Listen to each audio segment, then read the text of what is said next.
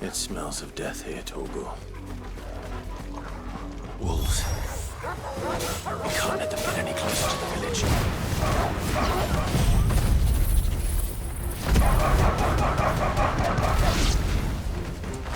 Sick him, Torgal!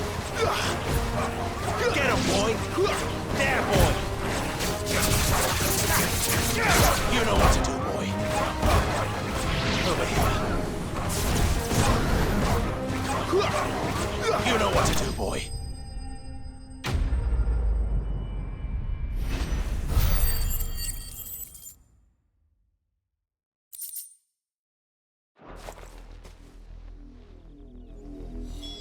Damn it all. Bodies. A man and a woman.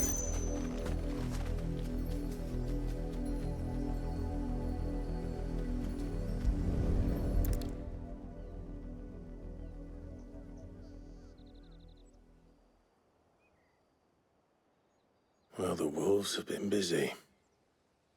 But the blood is long dry.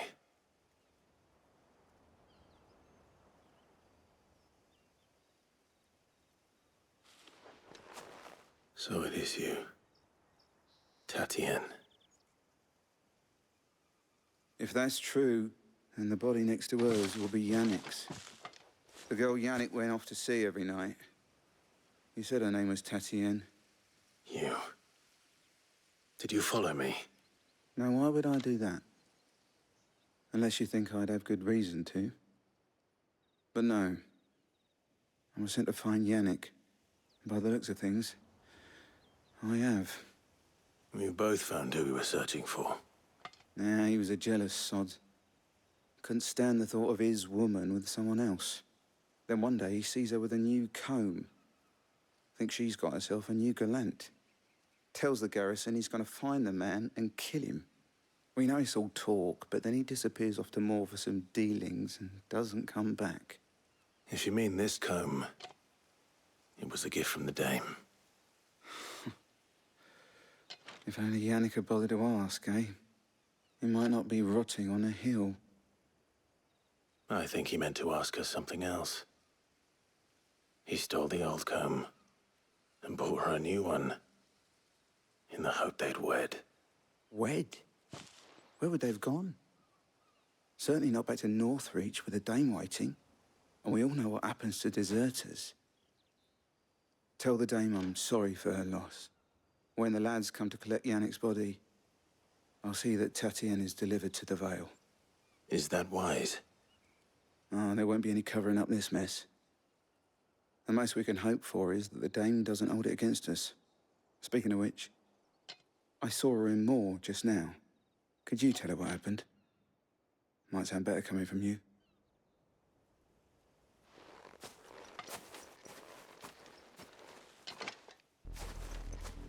I need to tell Isabel. Perhaps the comb will give her something to remember Tatien by.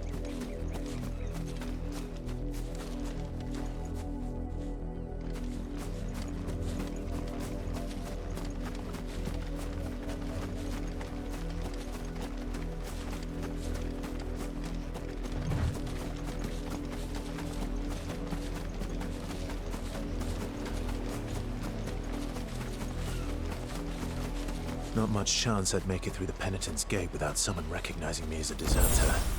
Cid had better have a plan.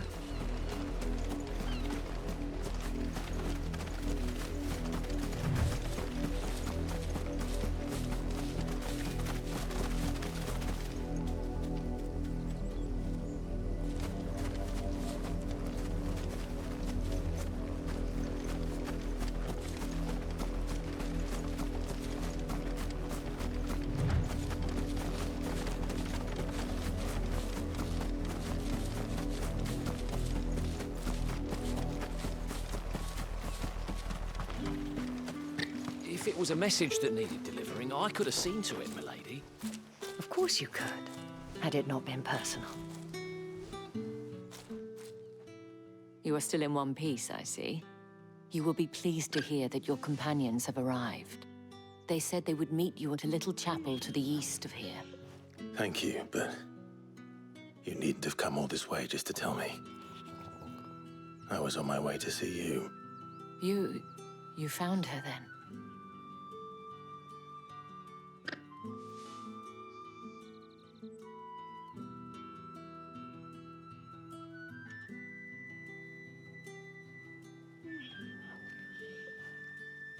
I see. My dear Tatienne. It is by no means uncommon for a client to fall for a courtesan. Especially a client who's young and far from home. But rarely do such tales have happy endings. I found this with Tatienne. I believe it was yours.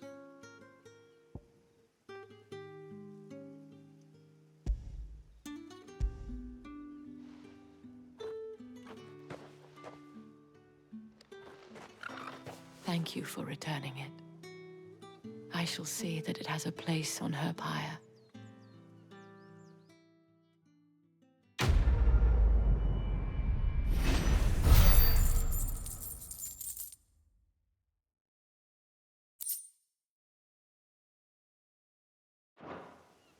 I should go. Before you do, I have one last gift. A token of my thanks. The Vale counts among its patrons several high-ranking officers of the Imperial Army. According to one of the looser-tongued gentlemen, it would appear that the legions are planning to march south. Otto mentioned the same thing. But did he mention that it was all of the legions? This is no mere skirmish. Were I to guess, I'd say the Emperor planned to abandon the capital. But that couldn't possibly be true now, could it? Take care, Clive. I will. And thank you again.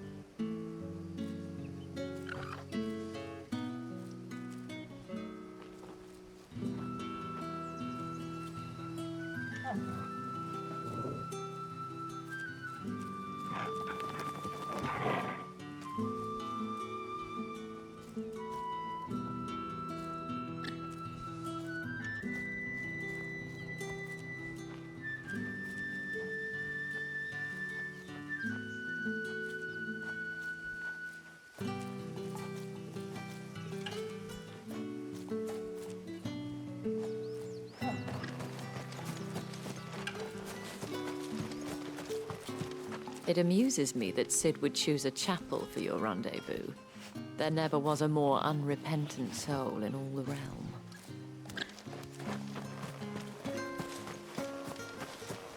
Weren't expecting any new branded until the new moon. You don't think he's a deserter, do you?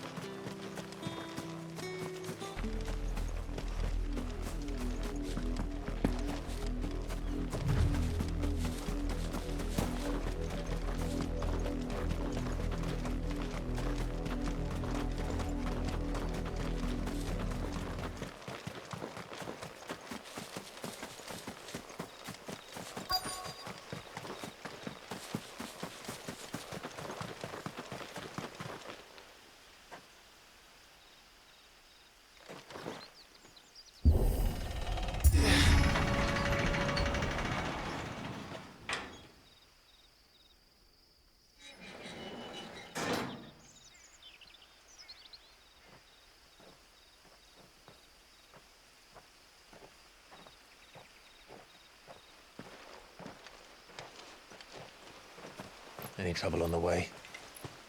None worth mentioning. As I was telling Jill, it's worse than I thought. The capital's crawling with soldiers. And here I am, the deserter come home. Which is why we'll be taking the back door.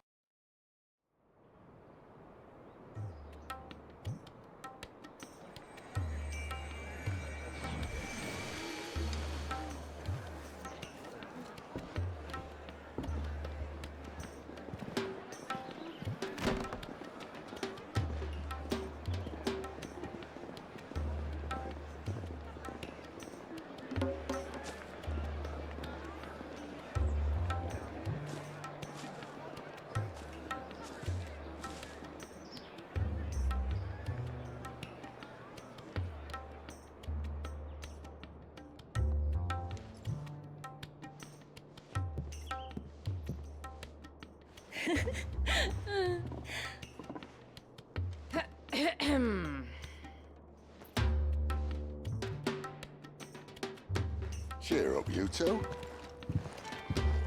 Can't think of a safer place in the Empire than it.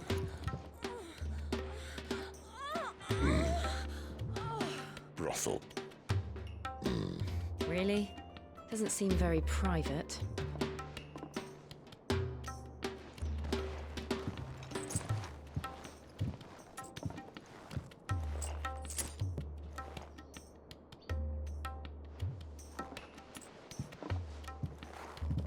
So then, how do we proceed? We'll be using the glass gate. Tonight, just after sunset. Where the shards are loaded for transport. That is one of the most heavily guarded points in all of Sambrek. But not the most, which is a start. Besides, I know a shortcut straight to the heart. A shortcut. And how exactly did you come to know about this fatal chink in the Empire's armor? Let's just say I may have attempted something similar before. And may have ended up running for dear life after being discovered by Bahamut, but that's not important.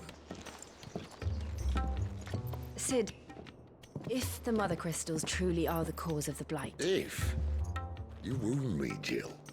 what I'm trying to say is, if the powers that be know all of this, why do they sit idle and allow it to continue? In case you haven't noticed, the God-fearing people of this realm and their pious leaders care for but one thing, themselves. And they'll do whatever it takes to hold on to power. The rest of us are just a means to an end. The moment you raise your voice against them, you're decried as an outlaw, clapped in irons and slung in a cell to rot. An outlaw. Whoever controls the crystals controls the realm. But our kind can wield magic without them. To our rulers, we must seem the most convenient of tools. And the most dangerous. But what makes them think they have the right to use us? To leave us to die when our bodies are spent?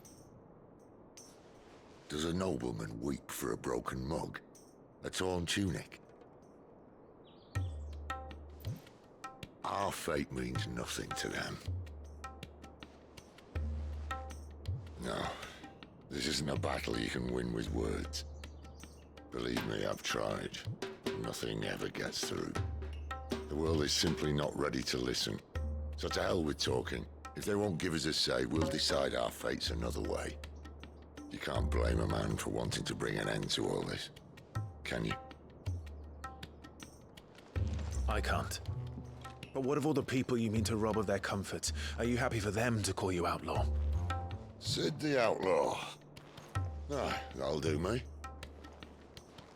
You might at least pretend to take this seriously. Have a little faith, Jill. Even if you don't think much of my choice of digs. If it means my deeds will be remembered, I'll gladly play the role of villain.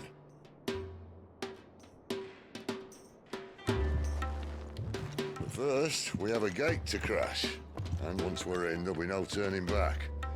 So you best make ready. The world won't save itself.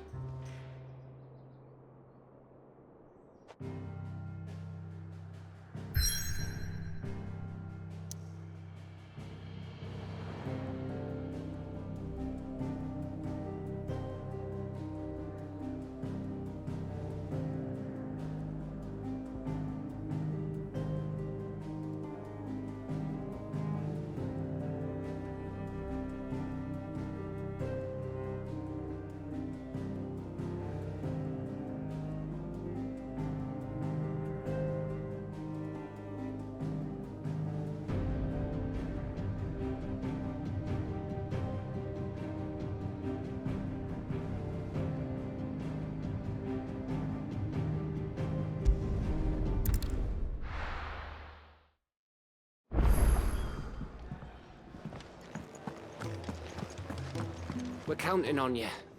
You and Jill both.